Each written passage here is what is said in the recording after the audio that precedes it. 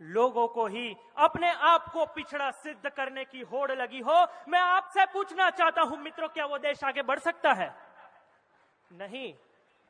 जहन में ये सवाल बार बार आता है कि जो देश 300 साल बाद आजादी की सांस ले पाया, आज 70 साल के बाद भी इस देश की दशा इस कगार पर खड़ी है कि उसका हर समुदाय आरक्षण की आवश्यकता महसूस कर रहा है।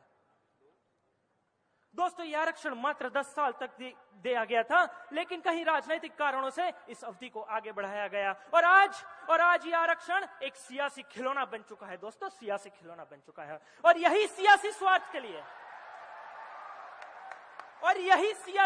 के लिए जात पात के हथियार से लोगों समाज को बांटने वाले लोगों ने हम जैसे युवाओं को भी इस आरक्षण की लालच में घूसखोरी देके भ्रमित कर दिया है। दोस्तों, परिणाम आज मेरे गुजरात में कोई अपनी संपन्न जाति के लिए आरक्षण मांग रहा है।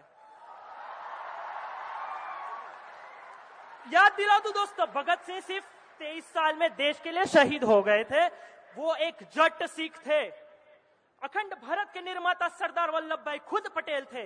यदि वे आरक्षण मांगने निकल गए होते तो आज भी ये देश अंग्रेजों का मुहताज होता। दोस्तों, जिस देश का संविधान धर्मनिरपेक्ष होने का दावा करता है, उस देश में बढ़ता हुआ जातिगत आरक्षण उसके समाज की संविधान की वैधता पर प्रश्न उठाता है। समानता के नाम पर यह आरक्षण की बात असमानता की आग में घी डालने जैसी है दोस्तों, जिस पर राजनीतिक रोटियां सेकी जाती है। अगर इस आरक्षण की व्यवस्था को जड़ मूल से मिटाना है तो समाज के सभी वर्गों को पढ़ने का और रोजगार करने का समान अवसर प्रदान करना होगा।